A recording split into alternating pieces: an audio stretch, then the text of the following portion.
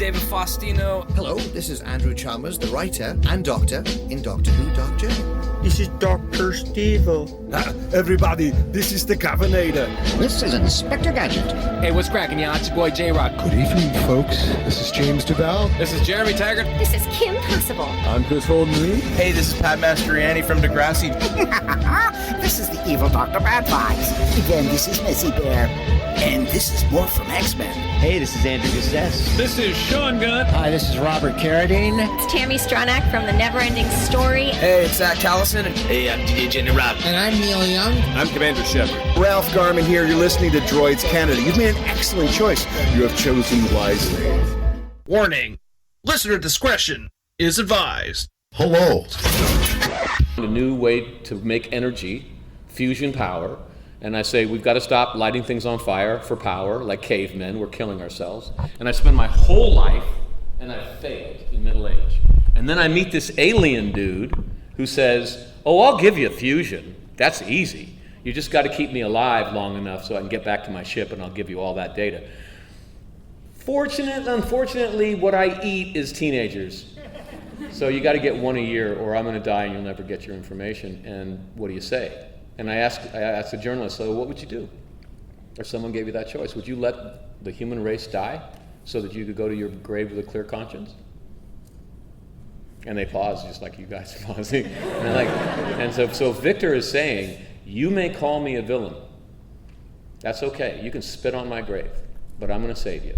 And I think that's the biggest hero. And they're like, I never thought of it that way. But wait a minute, you were beating your son in the second episode. I'm like, well, let's talk about that.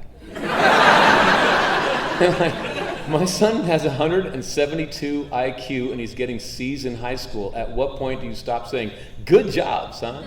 You know? At what point do you kind of like, hey, it's time to work? And I said, I'm arguably going too far the other way. I agree, but which is worse, going too far that way or going too far the other way and just letting the person be mediocre when they're not? And they're like, that's a good point. And then I would say, I'm just kidding, Victor is horrible. You know what I mean? So yeah, I had a blast. I had an absolute blast. Okay, thank you. Yeah, my pleasure.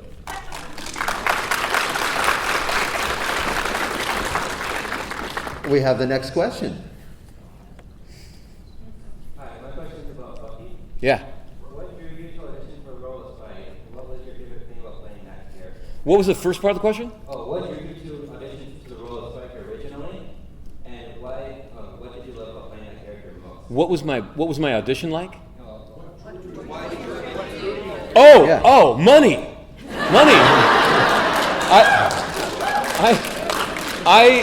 I was a theater actor. I'd done like 100 plays. I was really pretty successful in Chicago and Seattle. But theater doesn't really pay very much. And before you have kids, that's fine. But I had just had a son and realized that I had to actually try to make some actual money. And so all three of us came down to Los Angeles, and within 6 months I got the audition for Buffy. And so I told my agent, like, I am not here for awards, golden statues, or anything like that. I'm not here to prove myself an actor. I did that in theater. I'm here for diaper money, for doctor money, for college money. And my agent was like, oh, I like you. And so it was absolutely just trying to feed my family. Yeah. What's your favorite thing about playing Spike? Just, I could talk for hours. You know, like I am a Buffy fan. Like, I'm not bragging. I didn't make that show. You know, I was in the show, and I used to produce theater, and I know the difference between producing and acting. So, but that show was awesome. It's like I was the nerd on the set. Every time they gave us a new script, I would come out at lunch and be like, have you read the new script? It's the best one. And they're always like, you said it last week. You said the same thing last week. I'm like, it was true last week, but this one didn't come along yet. Yeah, so I was just over the moon. How do I loved being the one to say, like, okay, like normally when you're a secondary character on a television show, most of your dialogue runs like this. great job, Buffy. What do we do now, Buffy? Where's Buffy? Stuff like that. But I was the guy to go, you're stupid, Buffy, we're going to die. And that is just delicious, right? But then I fell in love with Buffy, and I was like, great job, Buffy. What do we do now, Buffy? And I was like, this isn't quite as fun, actually. But then I got on Angel, and I was back to the original. Yeah. Just like, give him a headache. Just that's all I got to do today. Give David a headache again. Yeah, so good. But overarchingly, I think being part of a show, like I said, I came down to Los Angeles to make money, and I ended up being in a show that actually I think matters. I think right, like the theme. I think, and I checked with the writers. They said that they agree that the theme is don't give up. Life hurts. It's challenging, but it's worth it. And women kick butt. Yeah. And by the way, I have the scars to prove it. Like, guys, if you're a black belt, that's all that matters. It doesn't matter if you're a man or a woman, or I'll tell you, if you're a black belt, you're a black belt, then don't start a fight with a black belt. Yeah, we offended some good people with Buffy. Like I was in the back of a Lincoln Town car with one of the original Star Wars actors. A nice guy, but of a different generation. He was explaining why Buffy was a stupid show because no woman that size could hit hard enough to defend herself. And I was like, my man, I'm doing I do probably too many of my own stunts over on Buffy, so I'm fighting the stunt doubles for Buffy and all the other doubles, and they're the same size as Sarah, obviously, and they're triple black belts, and they could kill us in the back seat of this Lincoln Town car like that. And we went back and forth for a while, and I finally went, how tall was Bruce Lee? Just ask. And he just turned to the window. That's the end of my conversation with my Star Wars hero, man. And I was over the moon, because I'm a punk rocker. I was like, yeah, so much, but I can't even, I won't get to the end of the line if I tell you. Yeah.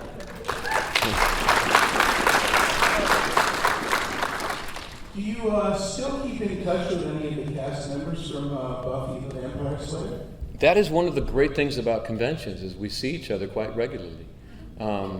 Sarah and I, she doesn't go to so many conventions. She and I email each other bragging about our kids, which is not even fair because my kids are like 10 years, well, no, they're more than 10 years older than hers. So she's always like, my kid was in a play. And I'm like, yeah, my kid just came back from Beijing. My kid just made cookies. My daughter's going for a doctorate in mathematics. Boom, Sarah, doom, So she probably hates me. Yeah. But yeah, man, I think I'll be working with Amber Benson again.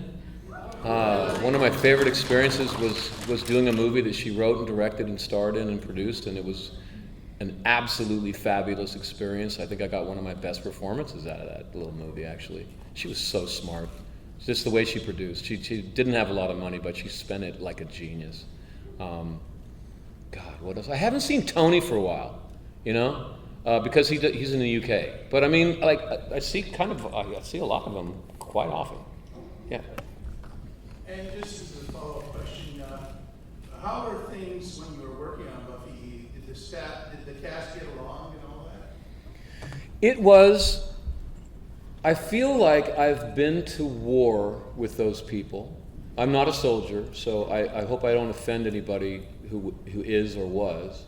But I felt like I went to war, and the enemy was time, and the enemy always won, which is to say that there was always something that was written on that page that we didn't get on film, because it's just a crush of time. We spent up to 20 hours a day filming Buffy, which is way longer than most television shows, because we just wanted it to be really good, But it's heartbreaking to get scripts that are that good, knowing that you're not going to be able to live up to it week after week after week after week.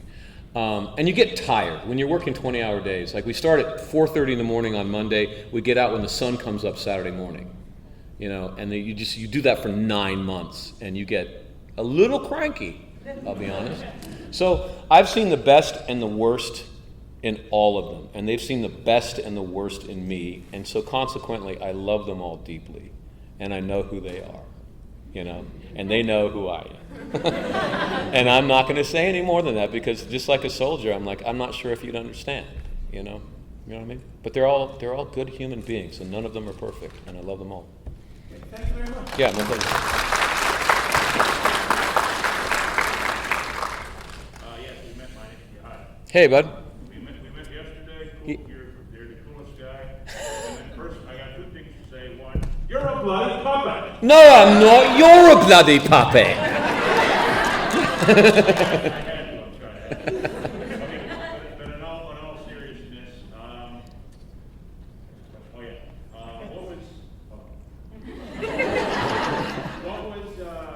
what was Juliet Landau like? Fearless. Absolutely fearless. First of all, I'm only here because Juliet Landau liked me. The original plan was that I would die between 5 and 10 episodes into season 2, and she was going to continue. The plan is Buffy gets her heart broken. That's the plan. So to get that done, Angel and she get together. Angel goes evil because of the curse, kills me, and takes up with Drusilla, which drives her crazy. That was what the plan was. And so they needed a boy toy for Drusilla, basically. And I got to the audition, and she auditioned with me, and she was a stage actor like me, and we spoke the same language, and we just got along really well from the very beginning. We wanted to plan little things out for the audition, and we had a great time. And I remember in the audition, there's that shot where we put our foreheads together, and then we turn to the camera, hey baby, what's up? And we just did that organically for the audition. And that was the end of the audition. And I remember one of the producers was just like, I love these two. And I was just like, thank you, Juliet. I might have just got the role. This kick ass. I need food. But really, she leaned into the goofy weirdness, insanity of that character in a way that a lot of actors wouldn't be brave enough to do. A lot of actors, we want to look cool. Or we want to look pretty more than we want to look interesting. That's why never ask an actor what they think should happen to their character. It'll be some version of make me look cool every time. So only ask a writer what should happen. But yeah, she was absolutely fearless, complete dear, just sincere, hardworking, just wonderful, and vulnerable. Just constantly vulnerable, which you have to be as an actor. But she was almost painfully vulnerable. But it made her performance just amazing. Yeah. Are you guys, well, I just want to ask this too. Are you guys still close? Yeah. When I see her, I just love to give her a big hug.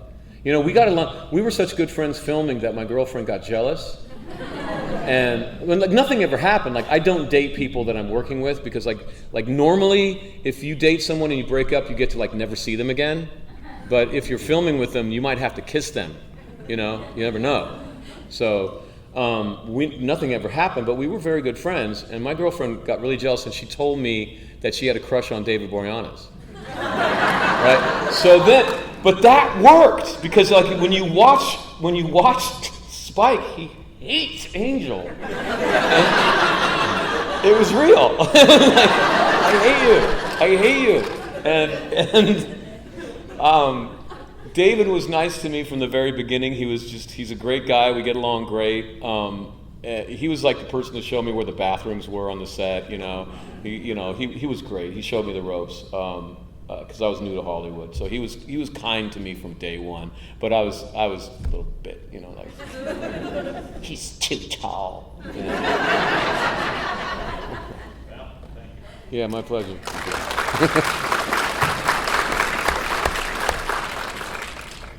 Hey. So it's no secret that everybody loves Joyce and Spike's friendship throughout the whole show. How did it feel for you personally after her death, and then everybody, Xander especially, was so freaking rude when you come and bring the flowers? How did it feel for you embracing that character so wholeheartedly to be turned away from your really good friend's funeral and stuff?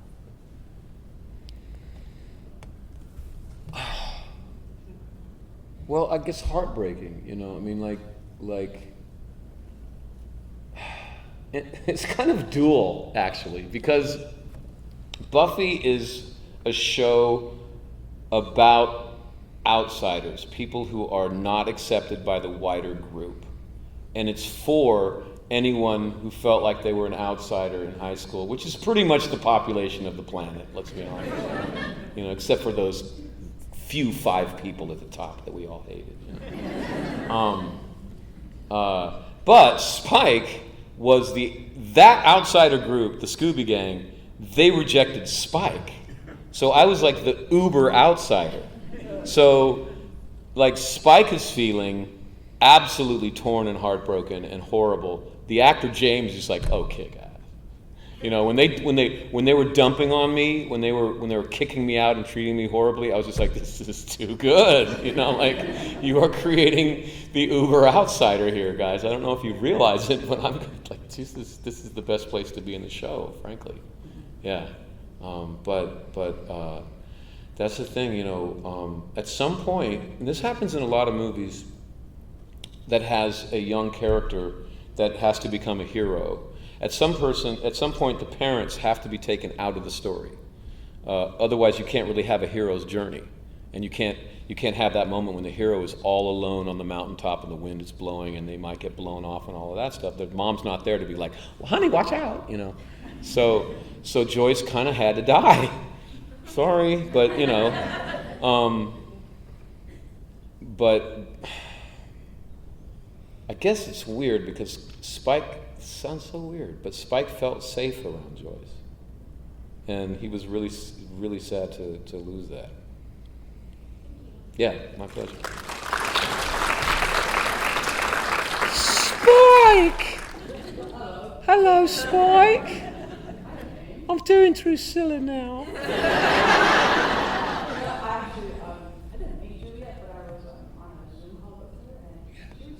Yeah, right? So if anyone wants to see Juliet Landau's movie, please do so because it's really good. And she is really vulnerable, and you get to do a Zoom call with her after she anyway. Hell yeah. So, James. Yeah. Cavemen versus astronauts. Okay. They have to choose the smaller humans to be astronauts because they've got to fit inside the capsule. So they're just basically midgets up there. So the cavemen, they're just going to tear them to pieces, obviously. What? I kept saying cavemen. Everyone was like, no, astronauts are good. But no, cavemen are fine. Yeah. Yeah. And I read this article that said that it is possible and most probable that cavemen were smarter than modern humans because they had to depend on their intelligence to survive every day, and the stupid ones would be killed by something with big teeth. Whereas us, you know, I had an idea for, actually no, I have to be honest. I was shooting a movie in northern New York, and this kid was talking about how he thought that aliens with a really advanced culture would be idiots because they had all of these tools and they didn't have to be smart. And I was like, oh, what a great movie! Like War of the Worlds, and they're ray gunning us, and like, oh, the aliens are gonna do, and they get out of the capsule. Oh, I want a Slurpee. What's going on? You know, like, we're like, oh, we're gonna kick their ass. It's no problem. Like, Seth Rogen should produce that one. Yeah, right. Also, I actually wanted to say thank you for Chance with Amber Benson. It's one of my favorite movies ever. Right. When you said you were gonna do another thing with her, oh my god, thank you. Simon is just the best. Okay, this is the thing. So she shot that movie. This is Amber Benson. So she shot it on digital camera back before digital cameras were really developed like they are now. And the problem, the good thing about doing that is you didn't have to buy film and then develop film, which is really kind of half your budget. When you're on a low budget film, like half your budget takes with just that. Right, okay, so yeah, okay. So she shot digital, but those cameras were bleaching out color. That was the problem. So she did a bunch of tests with her camera, and she got the right ultra pigment for the walls. Like she painted the walls in like purples, like you know. like orange and all this. And our makeup, the actor's makeup was extra orange, like extra bright, but it all bleached down to a really nice image at the end. I was just like, that is so tight. Did you like wearing the makeup and the lipstick? Yeah, what the fuck? I'm a punk rocker, baby. I love that shot where you're kissing in the mirror. Yeah. If Kurt Cobain could wear a dress, I could definitely put on a dress. Yeah.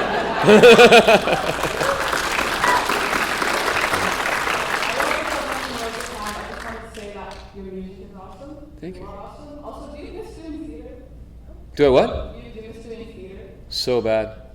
So bad. I was just talking with Laura Vandervoort about it, and like, I always thought that when my kids get out of college, I'll go back and do theater, which financially speaking is basically retirement, because there's just no money in theater. So it's all about, you know, when I want to do it. The problem is my sons-in-law, like I told my kids, you get the grades, I'll find the money, you know, and they're like, okay, you know, and so now my son is in law school, and like I said, my daughter is pursuing is top of her class. At a doctorate program for mathematics. So like, no, she does not want anything to do with my job. She's like, keep me out of it. I've got my own life, Dad.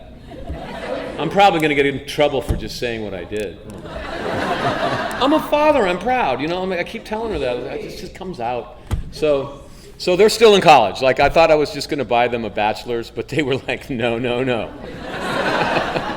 So I'm not going back to theater yet, but once they get out of college, you may find me up on stage. Yeah. Awesome. Thank you so much, James. Yeah, my pleasure. Oh wow, that was a great con. That was a great con. Yeah. 17 minutes left, and I know you have to flight. 17 minutes? Yeah. It's going through. Okay, yeah, we have 17 minutes. Don't worry, this will be fast. Okay. Okay, first of all, I feel we need to clarify, are you actually a fan of the Dresden Files, or is that lost on mine? No, I love the Dresden Files. Okay. Who doesn't love the Dresden Files? Favorite book of the Dresden Files? Oh, wow. See, that was supposed to be fast. What's the one with Chichen Itza, where Susan kicks it? Yeah. I think so. Yeah. Oh, the last two are good, though. The last two are really, really good. Oh, there's so many. Oh, forget it. Never. Yeah. There's so many.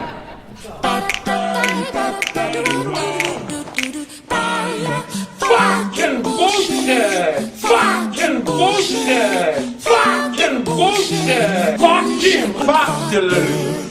Fucking bullshit! Fucking bullshit! Fucking bullshit! Son of a bitch! Bullshit, don't go again! To be the man, you gotta beat the man, and I'm saying, woo, right here, I'm the man.